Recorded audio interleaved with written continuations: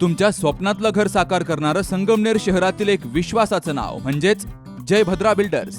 Jaybhadra builders घेऊन आलेत संगमनेर शहरातील मध्यवर्ती ठिकाणी म्हणजेच गोल्डन सिटीमध्ये अत्याधुनिक सुविधा संपन्न आणि अत्यंत आकर्षक नवीन प्रोजेक्ट, ज्यामध्ये 1, 2, 3 आणि 4 BHK फ्लॅट्स, प्रशस्त आणि सुंदर फ्लॅट्स, 24/7 सुरक्षा व्यवस्था, सुंदर लँडस्केप गार्डन, इव्हेंट हॉल आणि पार्टी लॉन, मुलांसाठी खेळाची जागा म्हणजेच गार्डन, जिम आणि योगा हॉल, संपूर्ण परिसरात CCTV, सोलर सिस्टमवरील लिफ्ट विथ बॅटरी बॅकअप, प्रशस्त पार्किंग आणि वॉकिंग ट्रॅक, विश्वास, गुणवत्ता आणि वेळेवर बांधकाम यांचा मिलाफ म्हणजेच जयभद्रा बिल्डर्स. संपर्क 9130 711 811. अहिल्यानगर महानगरपालिकेच्या 2025 सार्वत्रिक निवडणुकांसाठी भारतीय जनता पार्टी आणि राष्ट्रवादी काँग्रेस पार्टी यांच्या युतीने 64 जागांवर उमेदवार उभे केलेले आहेत. त्यापैकी 32 जागांवर भारतीय जनता पार्टीचे उमेदवार उभे आहेत. 34 जागावर राष्ट्रवादी काँग्रेस पार्टीचे उमेदवार उभे आहेत. महायुतीसाठी शेवटपर्यंत भारतीय जनता पार्टी आणि राष्ट्रवादी काँग्रेस पार्टीचे वरिष्ठ नेते मंडळी प्रयत्नशील होते, परंतु शिवसेनेकडनं अवास्तव जागांची जी मागणी करण्यात आली त्यामुळं या महायुतीत काही मर्यादा आल्या आणि त्यानंतर आम्हाला निर्णय घ्यावा लागला. भारतीय जनता पार्टी आणि राष्ट्रवादी काँग्रेस पार्टीच्या युतीच्या माध्यमातून आम्ही आता या निवडणुकांना सामोरे जात आहोत. कुठेतरी शिंदे सेनेनं आरोप केलेला आहे, गेल्या 8 दिवसापासून भाजप आणि राष्ट्रवादीने त्यांना खेळवलं आणि त्यांची जी विद्यमान महत्वाची जागा होती त्याच्यावरच दावा केला, म्हणून आम्हाला कुठेतरी बाजूला सरकवलं नाही. असं म्हणणं एकदम चुकीचं होईल, कारण साधारणतः जर तुम्ही पाहिलं असेल तर त्यांनीच त्यांच्या मुलाखतीत सांगितलं की त्यांनी 24 जागांची मागणी केली होती आणि त्यांनी असं स्वतःच सांगितलं की 19 जागा द्यायला महायुतीमध्ये भारतीय जनता पार्टी आणि राष्ट्रवादी काँग्रेस पार्टी तयार होती. परंतु हे असतानाही त्यांची जी जागांची मागणी होती त्या जागा सोडून उर्वरित जागांवर राष्ट्रवादी आणि भारतीय जनता पार्टी यांच्याकडेही मोठ्या प्रमाणात इच्छुक उमेदवार होते. त्यामुळं एवढ्या मोठ्या संख्येने जागा देऊन महायुती करून दोन्ही पक्षांना, भारतीय जनता पार्टी आणि राष्ट्रवादी काँग्रेस पार्टीला, त्यांच्या कार्यकर्त्यांना न्याय देता आला नसता.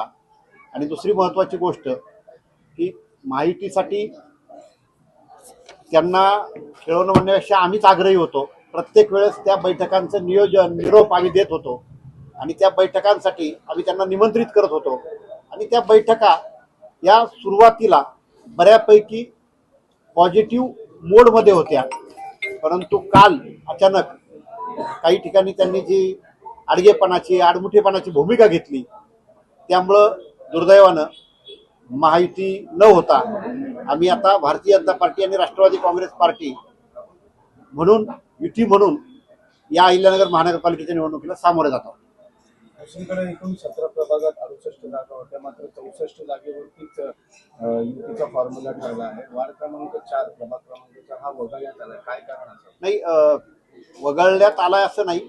मुस्लिम बहुल भाग असल्यामुळं तिथून फारसे उमेदवारी अर्ज किंवा फारसे इच्छुक आमच्यापर्यंत आले नाही.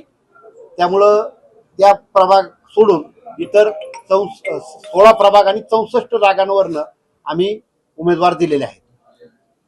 आणि त्याच्यातच एक प्रश्न की त्या 4 मध्ये समजा आता तुमच्याकडे कोणी पुरस्कृत म्हणून पाठिंबा मागितला तुम्ही तो हे करणार का?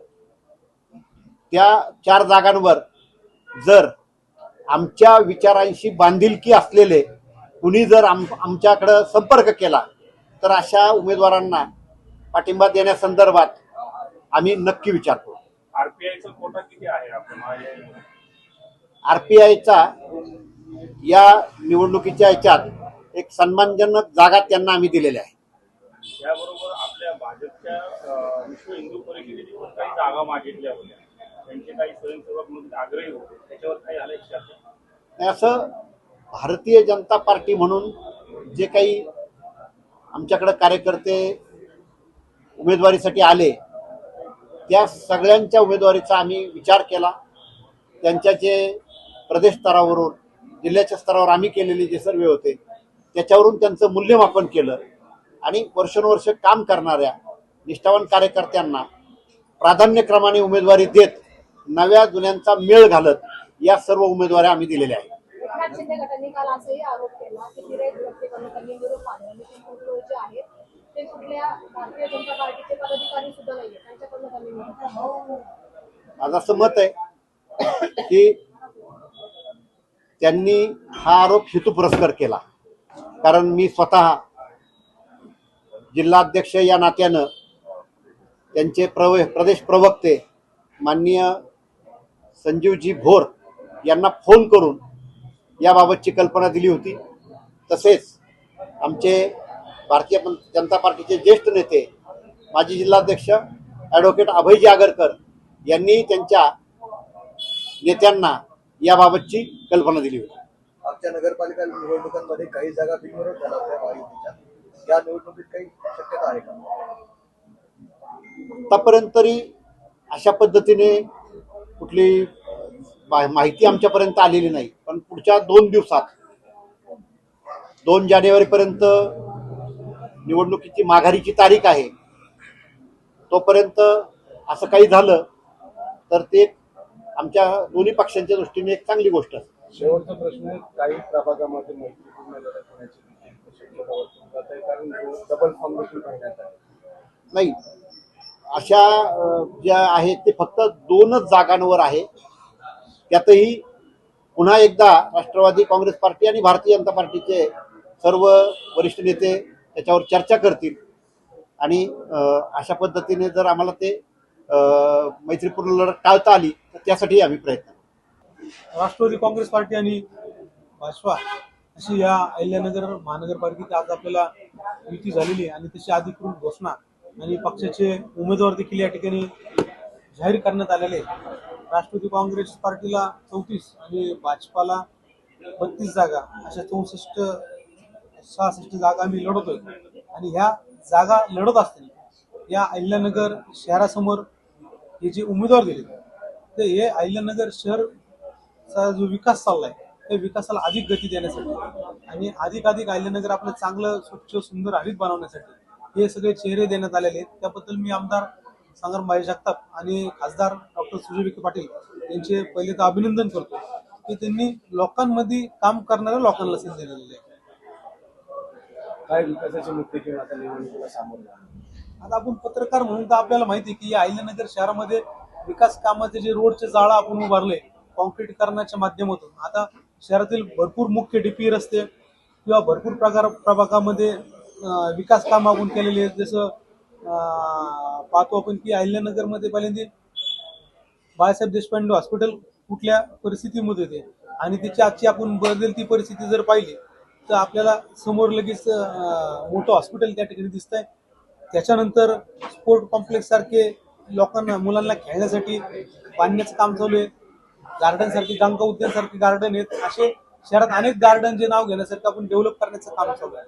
सगळे प्रमुख रस्त्यांचे कामं चालू आहे. भिस्तबाग महाल आहे, आज भिस्तबाग महालाचं सुद्धा त्या ठिकाणी सुशोभीकरणाचं काम चालू आहे.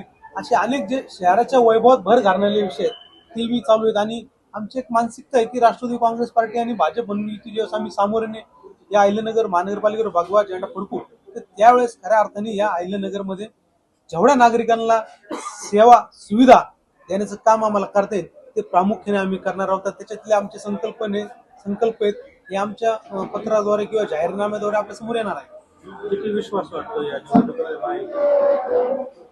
निवडणूक ही असा विषय आहे की या लोकशाहीचा सगळ्यात मोठा उत्सव मानला जातो की जर जे पक्ष जे विचार घेऊन लोक जातात किंवा विकास घेऊन लोक जनतेच्या दारात जातात तर अशा लोकांना जनतेच्या हातात असतं की आपण काम करणाऱ्या लोकांना संधी दिली पाहिजे, काय केलं पाहिजे हे सर्व निर्णय जनतेचा आहे.